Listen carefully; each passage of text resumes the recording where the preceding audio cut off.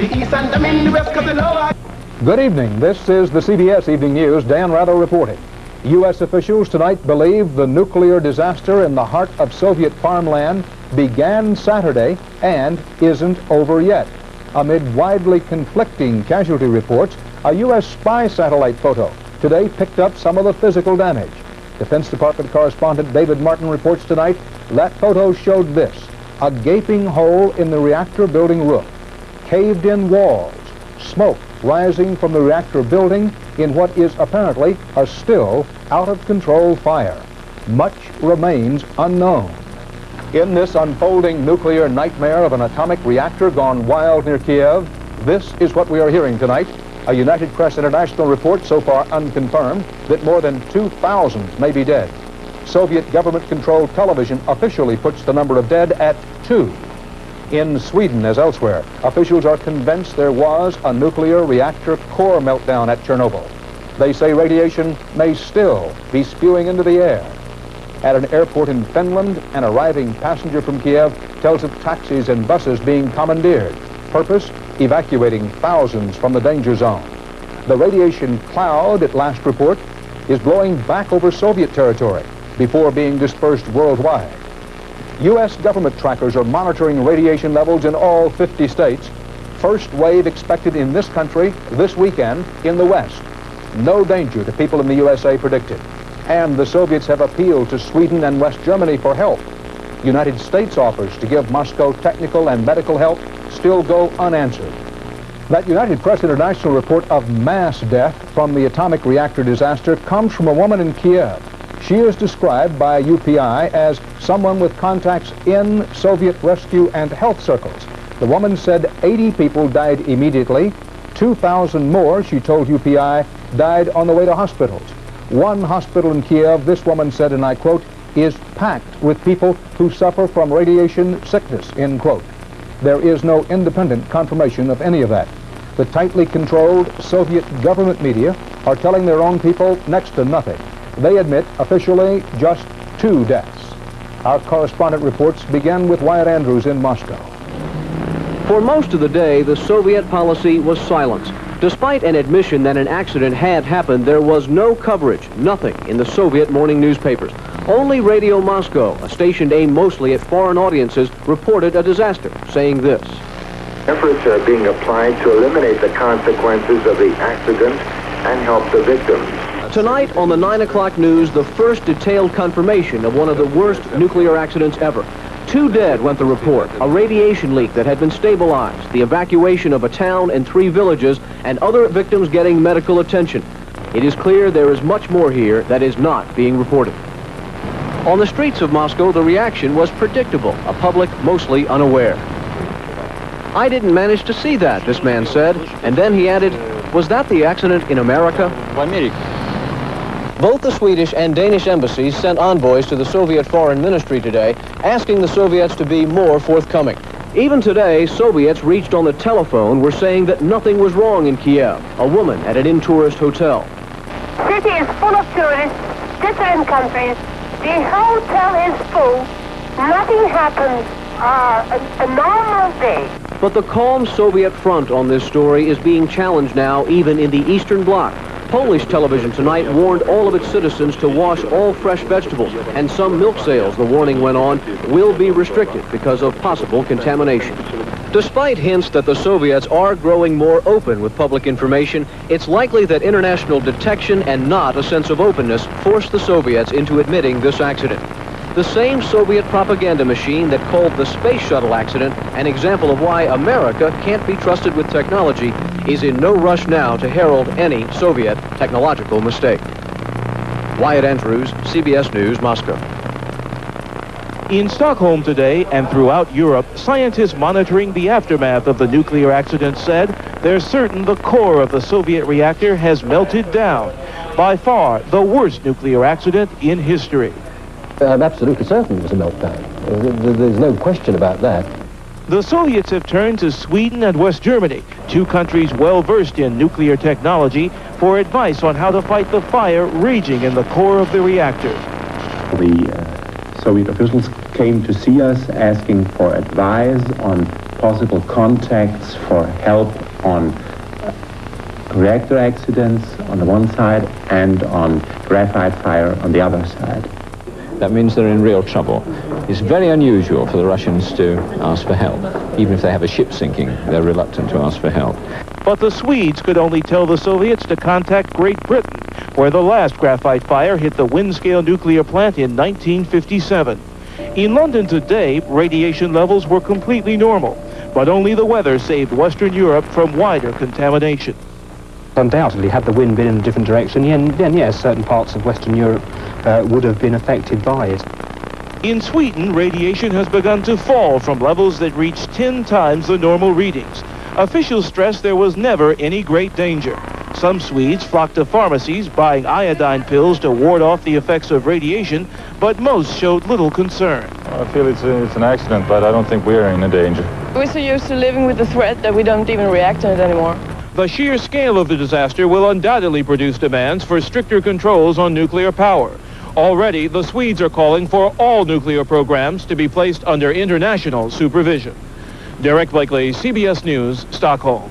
U.S. officials said tonight they are convinced the Soviet reactor building is still on fire, graphite burning 4,000 degrees hot. It is their view that it will keep burning for days and that nothing can be done to stop it. Among the biggest dangers now, contamination of the Kiev water supply. Susan Spencer has been looking at the design of this Soviet reactor, a design for disaster. Administration officials now believe a chemical, not a nuclear blast, probably led to the Soviet disaster, which is complicated by the very design of Soviet reactors. The design makes it very difficult to control either escaping radiation or the inferno caused by what experts fear was a meltdown. Unlike most U.S. reactors, whose core is under a concrete and steel dome, Soviet reactors have no protective shell around them. A physicist who taught in the Soviet Union before he emigrated today blamed that on Soviet cost-cutting and ineptitude. People who was in charge, they are not expert in safety. While U.S. reactors are water-cooled, cooling in Soviet reactors takes place inside a graphite core. The graphite itself can speed up an out-of-control nuclear reaction, and it also can produce a fire so hot it would be virtually impossible to put out, to stop the escaping radiation. This could be sort of an ongoing spewing type operation that would continue as long as the fire were burning. With the fire reported still burning, energy experts worry about the other 3 now unmanned reactors in this complex. And health experts worry for the fate of the 20,000 workers in the community living around it. The people in the Ukraine face radiation illness, which means they will lose their immunity to disease. And a normal cold or normal germs will get into them and they will face death within 30 to 60 days. Others were hopeful that the Soviet citizens nearby would be given pills to counteract expected exposure to radioactive iodine, which can cause cancer. The fact that individuals have died so rapidly following the exposure would indicate to me that large radiation doses must have been received. It may take weeks before the immediate death toll from the accident is known. It literally will take years before anyone can judge the long-term effects on the land, the water, and the people. Susan Spencer, CBS News, Washington.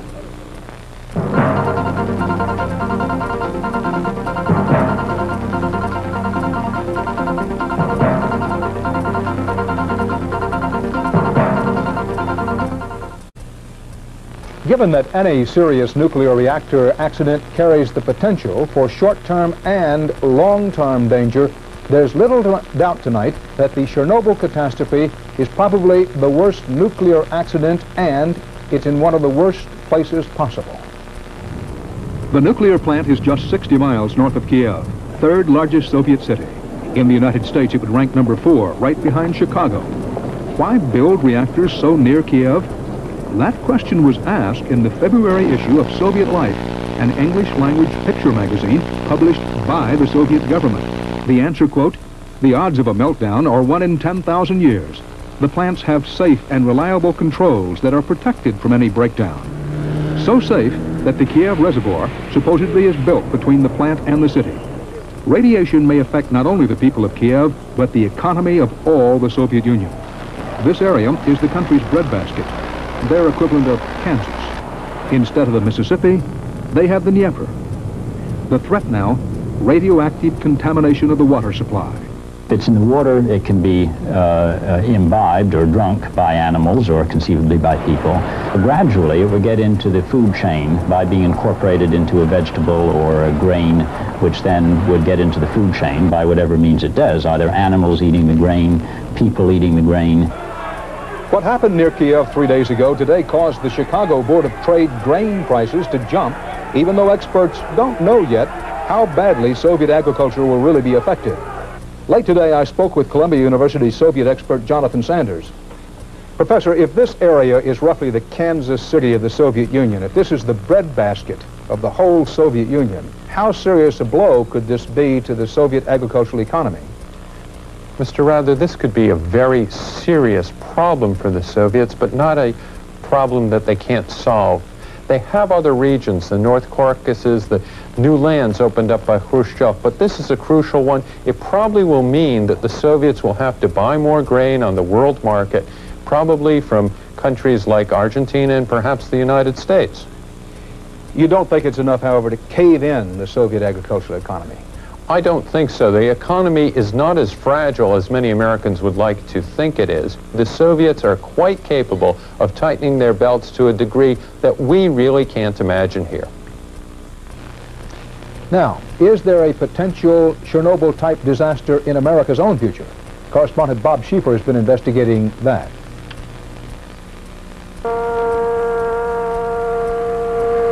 Mock nuclear disasters are staged as a matter of routine at reactor sites. The law requires them to practice safety procedures. But could something like the Soviet disaster really happen here? Frighteningly, some experts and officials say yes. The probability of a core meltdown at a U.S. nuclear plant could be 45% in the next 20 years. Markey's statement is based on a little-noticed report issued by the Nuclear Regulatory Commission last year. It is an inherently unsafe technology that requires constant attention. Since the 1979 accident at 3 Mile Island, the nuclear industry has been increasingly under fire. There are 98 commercial reactors operating in this country, providing 16% of the nation's electricity, a greater reliance on nuclear power than even the Soviet Union. But since TMI, not a single new plant has been started here, and the Soviet accident is sure to cause new problems. At TMI, huge containment facilities which surround commercial U.S. reactors trapped most of the escaping radiation. That's not the case in the Soviet Union. We understand that a lot of theirs have no containment at all. It's just sitting there in a building like any fossil plant would be, you know. There's no structure to contain it. However, 4 reactors on the Savannah River and 1 at Hanford, Washington, used by the military to make nuclear bomb components, are similar to the troubled Soviet reactor in that they do not have containment shields. That from the Union of Concerned Scientists. Kinds of consequences that would occur from a serious core melt from these production reactors would be comparable to a nuclear power plant, would be comparable to what is occurring in the Soviet Union without question. At a congressional hearing today, the administration argued other procedures make such plants safe enough, but an official at one of the plants conceded in a worst-case scenario, some radiation would escape. Bob Schieffer, CBS News, New York.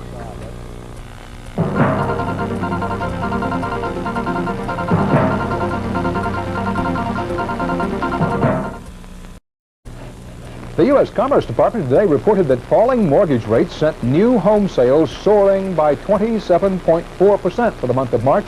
That put sales of new single-family homes at a record seasonally adjusted annual rate of 903,000 units last month. 13 weeks after the Challenger astronauts died reaching for the stars, their remains finally today came home. Home to their families, home, as Eric Ingberg reports, to their national family as well. Down the same road, the Challenger astronauts traveled on launch morning, past hundreds of somber NASA colleagues. The remains of 7 brave Americans were borne by 7 hearses. They were still together as a crew. 7 flag-draped coffins were saluted by NASA officials as they were brought aboard a plane to begin a journey home to grieving families. A nation stunned at the cruelty of losing its pride and joy will forever remember them as the first Americans to die on a space flight. Dick Scobie, Mike Smith, Ellison Onizuka, Judy Resnick, Ron McNair, Greg Jarvis, teacher in space, Krista McAuliffe.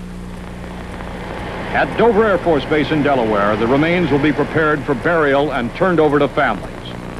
An astronaut followed each coffin from the plane. There were no speeches, no ceremonies.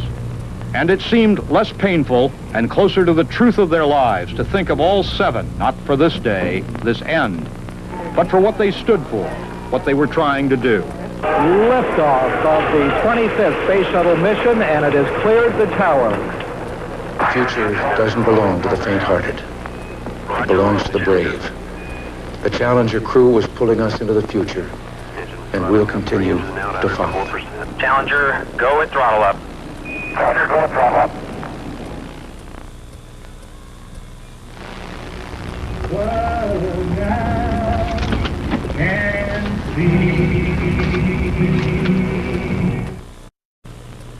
Israeli police said today they captured alleged Palestinian guerrillas who have confessed to killing a British tourist in Jerusalem 2 days ago.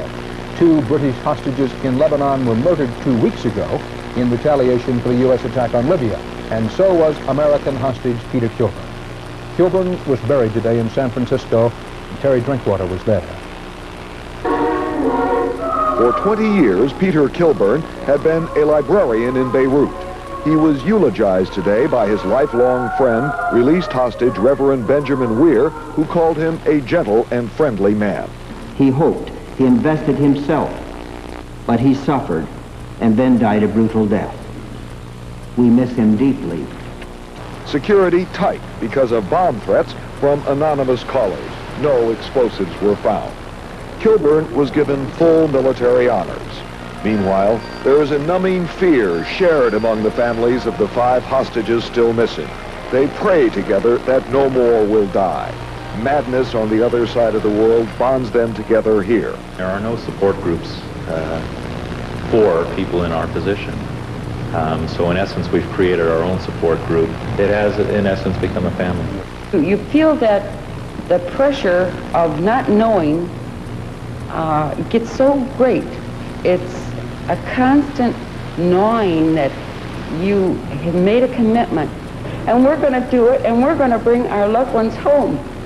We are Americans, and our loved ones have been taken because they were Americans. The people who are being held hostages are our families, but they could just as well be yours. Each hostage family counts each day. They remember that Peter Kilburn survived in captivity for 501 days. Terry Drinkwater, CBS News, San Francisco. In a royal but restrained service, the Duchess of Windsor was buried today at Windsor Castle outside London. Her name was not mentioned once during the service. Among those present, Queen Elizabeth, Prince Philip, and most of the royal family. The former Mrs. Wallace Simpson, a Baltimore divorcee, was buried next to her husband, King Edward VIII. His abdication for her love 50 years ago rocked country and empire.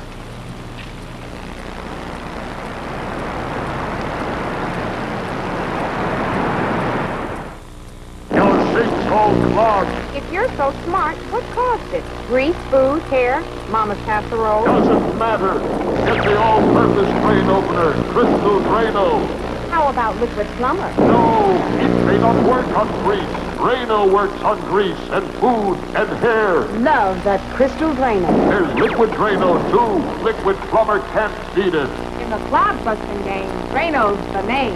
Right. There's only one name to know. Drano. That's good. I like that.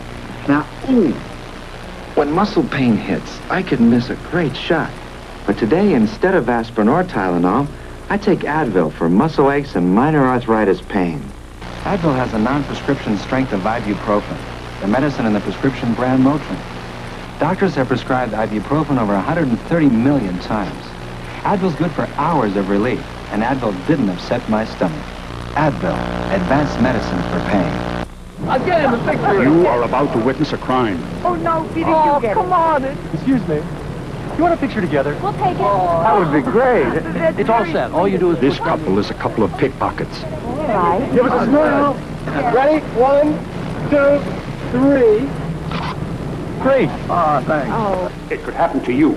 So don't carry cash, carry American Express traveler's checks with over 1,000 travel service offices around the world. Don't leave home without them. Nice kids. Yeah.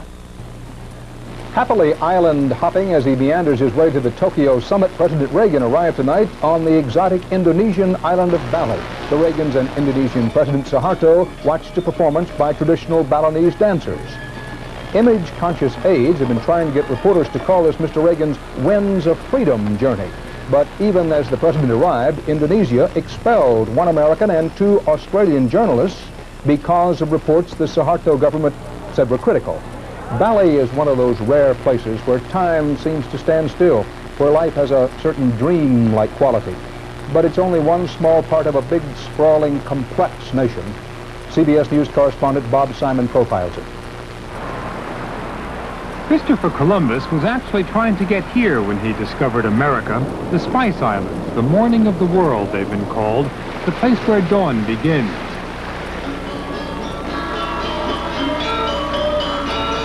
Bali is a place where people don't wear watches. They move with the precision of the seasons. They have conspired with nature to fashion beauty and harmony as if their work and their worship had been choreographed by their gods. But this is not the land that time forgot. Appearances are deceiving. In fact, these paddies, which were cultivated before history was written, are now growing the very latest strains of miracle rice. In fact, 20 years ago, Indonesia imported more rice than any country in the world, and still, thousands starved.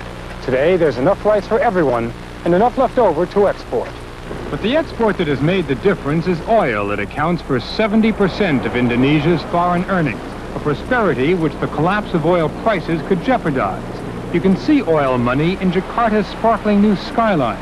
You can see it in the shopping mall mentality of Indonesia's new middle class. You can see it in the well-fed faces of children in the country.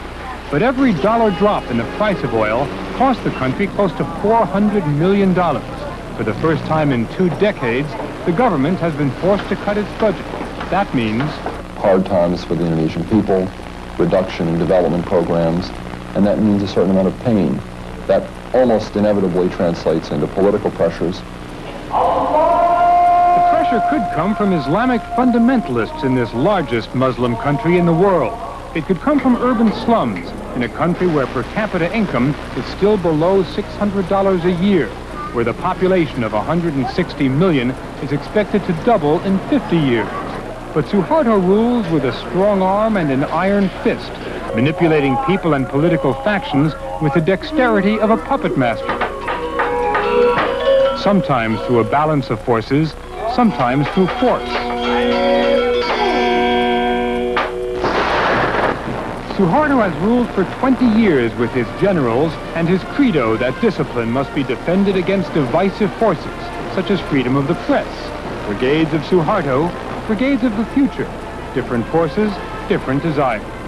They want jobs, they want better food, and I think what's more important, they want participation in public affairs. New hopes and hard times converging on 1,000 islands. The Indonesian answer?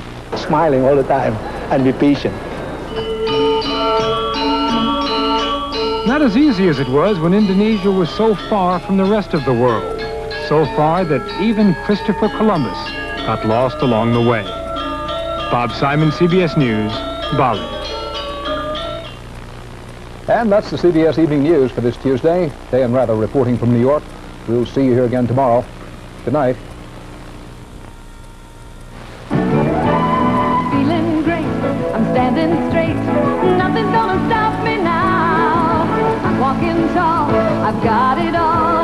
Nothing's gonna stop me now. Don't stop now. New CalSup is here with specialized calcium care that helps you stand tall, helps you bones from early aging. Flying high, I'm touching the sky. The new calcium supplement for today's woman, CalSup. Nothing's gonna stop me now.